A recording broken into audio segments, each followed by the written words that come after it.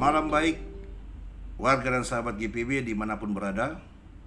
Kembali kita berjumpa di program Night Call GPIB pada hari ini 17 Agustus 2023, hari Kamis Merdeka.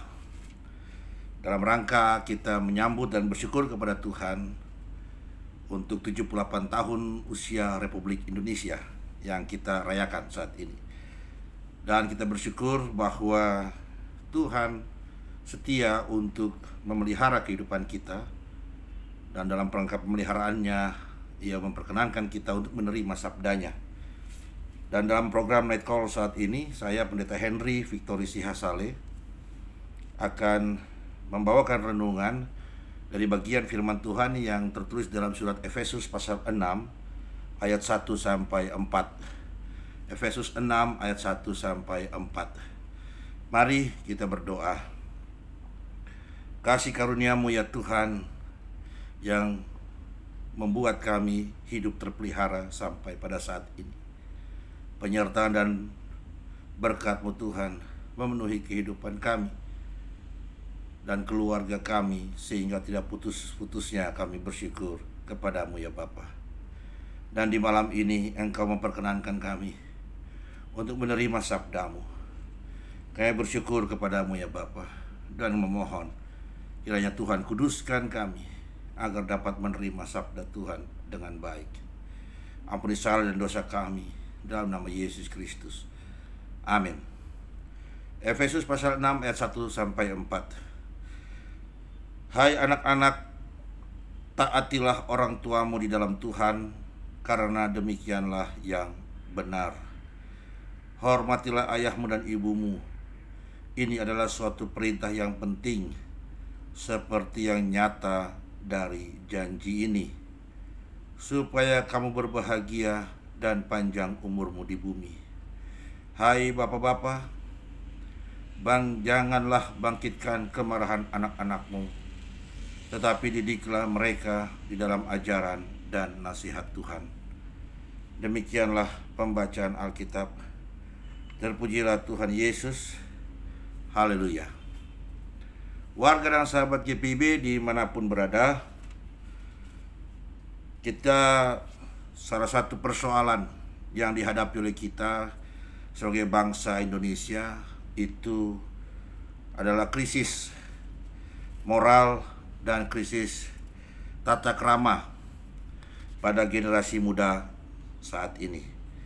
Kita melihat hari-hari itu ada peristiwa-peristiwa tentang perilaku generasi muda Indonesia yang di dalamnya terjadi kekerasan, yang di dalamnya terjadi tindakan-tindakan yang asusila, narkoba, bahkan perceraian dan sebagainya, yang menunjukkan terjadinya krisis dalam moralitas dan tata krama di generasi muda.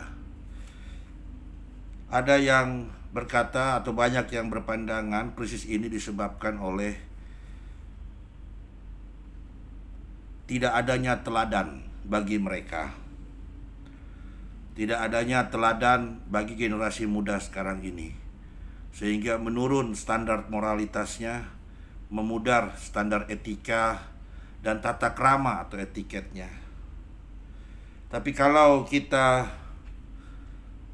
melihat lagi, kalau kita berpikir kembali bahwa memang tidak ada teladan bagi mereka, maka kita akan menemukan banyak orang tua yang tidak jatuh ke narkoba, tapi anaknya malah jadi seorang pengguna narkoba.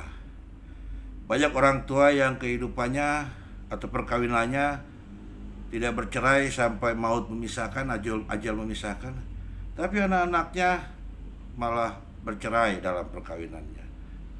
Banyak orang tua yang tidak melakukan tawuran, yang tidak punya tidak punya sejarah melakukan kekerasan dalam kehidupannya, tapi anak-anaknya justru menjadi pelaku kekerasan. Banyak orang tua tidak jadi bukan begal, tidak pernah melakukan begal dalam hidupnya, tapi anaknya justru jadi begal. Nah, kalau misalnya keteladanan menjadi faktor kunci mengapa terjadi kemerosotan moral dan tata krama di generasi muda, maka kenyataan yang tadi saya katakan menunjukkan bahwa keteladanan tidaklah cukup. Keteladanan tidaklah cukup untuk dapat membentuk generasi muda yang berkualitas secara moral dan secara tata kramanya. Yang disampaikan kepada dalam firman Tuhan kita saat ini, dikatakan bahwa generasi muda itu membutuhkan didikan berupa nasihat dan ajaran dari orang tuanya. Tertulis dalam ayat 4. Mereka membutuhkan didikan di dalam ajaran dan nasihat Tuhan. Nah, persoalannya adalah bagaimana ajaran dan nasihat itu bisa diberikan kalau tidak ada waktu yang memadai dari orang tua bagi anak-anak mereka. Kalau dilihat pada kalau kita bicara soal tradisi Yahudi, di Ulangan pasal 6, di ayatnya yang dikatakan Ulangan pasal 6 ayatnya yang keempat, ke-6 dan ke-7, yang ayat yang ke-7, Ulangan pasal 6 ayat yang ke-7, itu dikatakan, haruslah engkau mengajarkannya berulang-ulang kepada anak-anakmu dan membicarakannya ketika engkau duduk di rumahmu atau sedang dalam perjalanan, ketika engkau berbaring atau bangun. Jadi maksudnya dari Ulangan pasal 6 itu, dalam setiap kegiatan kita libatkan anak-anak sehingga anak-anak pun punya ruang, kesempatan untuk menerima ajaran dari kita. Nah, fenomena orang tua dewasa ini, bahkan beberapa tahun ke belakang sampai sekarang, itu tidak ada waktu untuk anak-anaknya. Tidak ada ruang, kesempatan bagi anak-anak mereka untuk dekat dengan orang tuanya. Dan pada hari anak 23 Juli itu di salah satu media nasional itu sempat muncul ulasan tentang Indonesia adalah negara nomor 3 yang masyarakatnya atau anak-anaknya mengalami fatherless. Fatherless di sini artinya kehilangan peran signifikan dari ayah dalam masa tumbuh kembang mereka. Bukan karena ayahnya sudah meninggal, tapi karena ayahnya tidak punya waktu untuk anak-anaknya. Karena ayahnya tidak hadir secara signifikan atau optimal dalam proses tumbuh kembang anak-anak mereka. Jadi Indonesia termasuk negara nomor 3 yang anak-anaknya kehilangan peran signifikan dari ayahnya untuk masa tumbuh kembangnya. Dan inilah yang kemudian secara dalam penelitian yang membuat kemudian anak-anak rentan untuk menjadi pelaku kekerasan, yang membuat anak-anak memandang remeh, rendah nilai-nilai keluarga, yang membuat anak-anak kemudian tumbuh dan rentan untuk menjadi pengguna narkoba. Nah, jadi bukan persoalannya tidak ada teladan, persoalannya adalah tidak ada waktu bagi orang tua untuk berinteraksi dengan anak-anak mereka, di mana dalam interaksi itu ada nasihat, ada ajaran Tuhan yang mengalir dari orang tua untuk dapat diterima oleh anak-anaknya. Jadi kalau kita mau berbicara tentang menyelamatkan generasi muda bangsa ini, hal yang sederhana mulai dari keluarga, yaitu dengan kita memberikan waktu yang berkualitas dalam interaksi kita dengan anak-anak. Berikan kesempatan bagi anak-anak untuk mengenal kita. Berikan kesempatan bagi mereka untuk berbicara dengan kita. Dan berikan kesempatan bagi mereka untuk mendengar dari kita.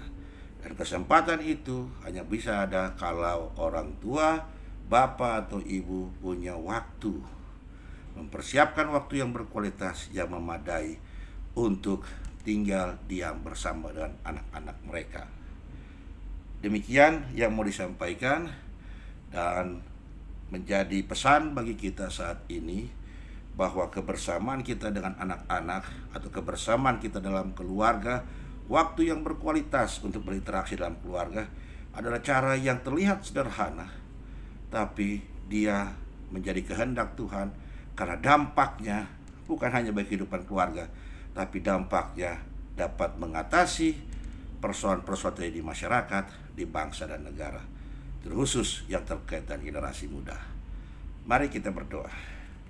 Bapa di sorga, terima kasih atas kebaikan-Mu yang telah membawa kehidupan kami sampai saat ini dengan berkat Tuhan, dengan hikmat Tuhan, terkhusus dengan firman Tuhan yang baru kami terima. Tuhan pimpin kami agar kehidupan kami senantiasa melakukan atau mengingat firman-Mu, merenungkannya, dan kami dimampukan oleh Roh-Mu untuk melakukannya. Jadikanlah kami anak-anak yang mengasihi Tuhan. Jadikanlah kami anak-anak yang takut akan Tuhan. Jadikanlah kami anak-anak yang memberi diri kami untuk hidup dalam damai sejahtera Tuhan. Tidak hanya pribadi kami, terutama keluarga kami. Sehingga melalui semuanya itu kami jadi berkat bagi masyarakat, bagi bangsa, negara, bagi gereja-Mu ya Tuhan. Kami berdoa untuk sisa hari ini, kiranya Tuhan pelihara kami dalam istirahat kami atau aktivitas yang akan kami lanjutkan. Dia tetap senantiasa ada dalam perlindungan Tuhan, dalam penyertaan Tuhan. Saya berdoa bagi keluarga kami, Tuhan berkati. Bagi rumah tangga, anak-anak, orang tua kami, juga jemaat-Mu Tuhan, persekutuan gereja-Mu Tuhan. Kiranya ada senantiasa dalam penyertaan Tuhan, dalam pimpinan Tuhan, dalam bimbingan Tuhan, dan dalam kasih karunia Tuhan. Kami bersyukur bangsa dan negeri kami sampai 78 tahun ini Tuhan pelihara. Dan kiranya semangat untuk mensyukuri anugerah Tuhan itu juga menjadi semangat untuk menjaga keutuhan negeri dan bangsa ini, dan menjadi semangat untuk memajukan kehidupan negeri ini, bangsa ini seturut dengan kehendak Tuhan, yaitu damai, sejahtera, adil, sentosa. Inilah syukur kami dan permohonan kami yang kami naikkan kepada Bapa di sorga, di dalam doa dengan pertolongan Roh Kudus, dan dalam nama Yesus Kristus, Tuhan dan Juru Selamat dunia. Amin. Demikianlah Night Call kita di hari Kamis 17 Agustus 2023. Tuhan berkati seharga dan sahabat GPIB dimanapun berada. Merdeka!